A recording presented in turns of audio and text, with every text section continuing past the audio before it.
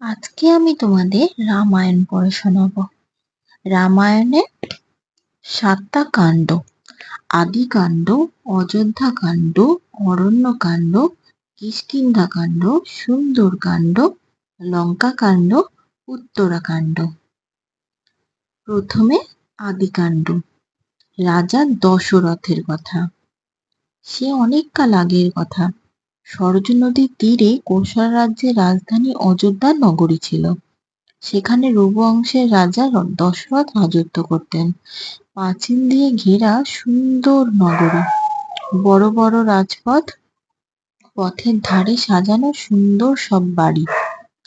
রাজা রঘু ও তার পুত্র অজ একসময় এখানকার রাজা ছিলেন। অজর পুত্র রাজা দশরথ এখন এখানকার রাজা। পিতা ও পিতামহের মতো তিনি বীর ও সুশাসক। বশিষ্ঠ মুনি তাকে নানা শাস্ত্রের শিক্ষা দেন। ভৃগু মুনি তাকে শব্দবিধি বাণ চালানো শেখান।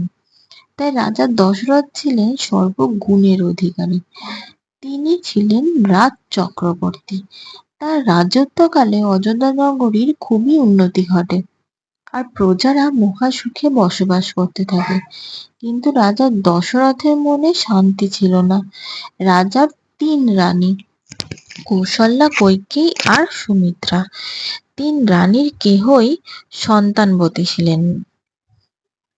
সুতরাং রাজা দশরথের ধন দৌলত ঐশ্বর্য সবকিছু থাকলেও কোনো পুত্র না থাকায় পুত্রহীনের দুঃখে দিন যাপন করছিলেন। তারপরে কে বা হবেন এই অযোধ্যা নগরীর রাজা? এরপর আমরা আসি অন্ধক মুনির অভিশাপ পর্বে। সবসময় রাজা দশরথের মনে এই দুঃখ নিয়ে তিনি থাকতেন। সেই দুঃখ নিয়ে তিনি একদিন শিকারের জন্য বনে গেলেন। সেই বনে স্ত্রী ও পুত্র নিয়ে অন্ধক মুনি বসবাস করেন।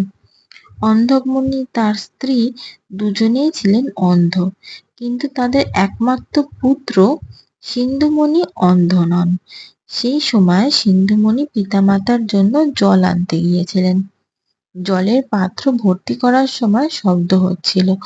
রাজা দশরথ সেই শব্দকে হরিণের জলপানের শব্দ মনে করে দূর থেকে শব্দভেদী বাণ ছুড়ে দিলেন, আর তাতেই ভুলের বশে সিন্ধুমণি মারা পড়লেন।